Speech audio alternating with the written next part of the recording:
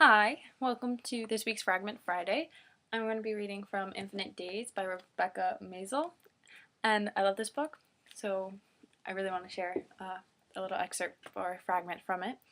I chose a fragment that features Tony, one of my favorite characters, and it's when Lena goes to school the first day. It's in chapter 6. I had to cut out the first couple of paragraphs because it didn't fit into the video, it was too long. So I hope you like it, and here we go, Infinite Days. With my backpack on, I locked the door behind me. I stepped out a seeker and found Tony on the lawn, lying on his back with his hands behind his head, basking in the morning sun. I pulled the wide-brimmed floppy hat over my head. Tony was wearing the ripped jeans again and a belt decorated with metal spikes. "Aren't you afraid of getting burned?" I asked, and placed my sunglasses over my eyes. Tony hopped up. He pointed at me so that his backpack dangled off his right elbow. "Okay, the security guard told me that you live in Professor Bennett's old place. If that's the top floor apartment, then yes," I said. "The top floor apartment," Tony mocked me and exaggerated my British accent. He blinked twice and his jaw dropped. "Professor Bennett died in July," Tony clarified. His eyes were wide and his thin lips parted. He was waiting for me to react. When I didn't, he continued. "They still don't know how he died, except he had 2 holes in his throat. Made all the psychics and nutjobs in town claim vampires." I rolled my eyes. "So," I asked, "what does this have to do with me moving in?" "It's September. The guy died 2 months ago." "That doesn't freak you out at all?" I shrugged. "Not really. Death never really bothered me." "Why doesn't that surprise me, Lena?" Tony asked, and threw his arms over my shoulder. "Guess you don't care about vampires either." "Do you believe they exist?" I asked him. "Anything's possible." "No, Tony," I thought. "Not anything. Some things. Dangerous things." Other vampires could have lived in Lover's Bay, Massachusetts, though I'd never heard of any in that part of the world. Vampires generally know about one another, geographically, that is, and either way, what could I have done if they were there? "Do you?" he asked. "Believe?" "Why not?" I replied. Tony hugged me close to him, so my left shoulder pressed against his ribcage and I could feel his body heat. The sudden closeness made my mouth water. In the vampire state, a kind of salivation takes place. The fangs come down, and then the vampire feels the instinct to bite. I pulled away and pretended to reach into my backpack.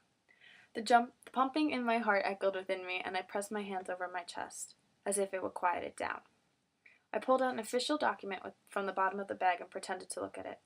Was I salivating because of Tony's body heat? Did I want his blood? I concentrated on some sharp blades of grass. I swallowed to make sure the saliva had died away. I looked up at Tony. He had walked up the path a few feet ahead of me. I couldn't help but notice the way he walked, a long step with a small hop. His feet were a little big for his body, too. He was wearing a pair of black boots that day, though one was different from the other. I'm not sure if anyone with regular sight would have noticed, but the stitching around the right boot was different from the one on the left. "You coming?" Tony called. "Assembly start without us." No, I decided. I most definitely did not want his blood. I stood and jogged to catch up. When I reached Tony's side, he smiled at me and we continued up the path. Tony's breezy attitude made it easy for me to hide my vampire instincts. He didn't seem to mind when I acted strangely. I ran my tongue over my front teeth before speaking. I had to make sure. "Are you from Lover's Bay originally?" I asked, trying to distract myself from what just happened. "Yep," Tony sighed. "My parents live right on the border of Lover's Bay in the really, interesting parts of town." "Interesting?" I asked. "Let me put it to you this way. You'd be scared just looking down the street." I smirked. "Right." "So how'd you score Professor's dorm residence?" Tony asked. "Everyone else has to live in regular dorm rooms." "My dad rented it for the 2 years I'll be going to school here," I explained. "Wow," Tony said, raising his eyebrows. He navigated through the pathways towards Hopper Building. As we walked the twists and turns of the walkways, I glanced at Tony's face. He held his jaw loosely, but smiled in a happy, relaxed way. Tony's disposition was gentle, and I could feel his energy. Vampires can feel human energy and pick up on the emotional intentions of those around them. Tony had never in his life hurt someone as I had, nor had he felt unrelenting fear. I wanted to protect him in any way that I could, and before I knew what was happening, my hand was reaching for his. I dropped it back at my side and pretended like nothing happened. Luckily, he didn't notice.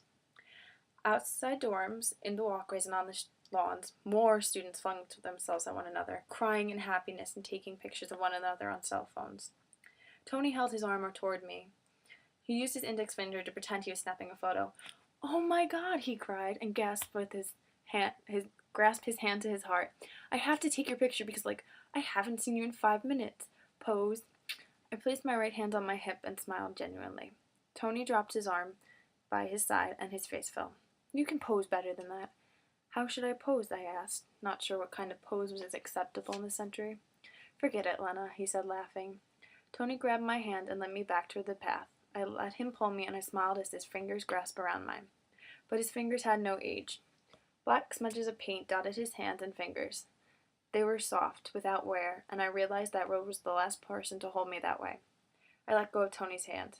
"I was in Switzerland for 2 months," a young girl shrieked next to us while grasping her friend in a tight hug. "And your hair is so blonde." Tony looked at me from the corner of his eye and then stifled a laugh. My extrasensory perception was a bit like a radio signal.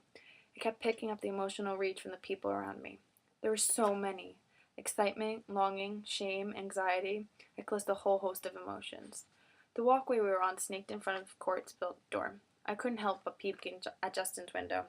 It was dark, though the window was open and a coffee mug sat on the windowsill. As I kept stride with Tony, I obsessed over the students interacting with one another. If I was supposed to be one of them, I had to act as one of them. They wore bejeweled rings, expensive silver or gold watches, and accessories of every kind. A lot of girls held their hair back with elaborate tortoiseshell clips. Perhaps I could find some for me in a clothing store. I almost forgot Tony's promise to teach me how to drive. With the introduction of my new job and my fascination with how-to manuals, I hadn't taken Tony up on his promise. "I got a job," I said while we were waiting in line of the students congregating to get into Hopper. "That explains Saturday. I came by secret to see you. You must have been working." "Where at?" "Library. Rough deal. I work for the yearbook. Kind of a work-study thing," Tony explained. "Yearbook? What's that?" I asked. He stepped underneath the shaded awning of Hopper, and I pulled my hair off my shoulders and fastened it with a black clip. "You don't know what a yearbook is?" Tony gave me a look that said, "How could you not know what that is?" But it faded fast. "It's this book that comes out at the end of every school year. We take pictures all year round, record what happens, and put it together. It's like remember what happened." "So you take the photographs?" Tony nodded. "I should take some pictures of first assembly. Everyone always wears their best clothes. It's really annoying." "Is that your best spiked belt?" I asked, smirking.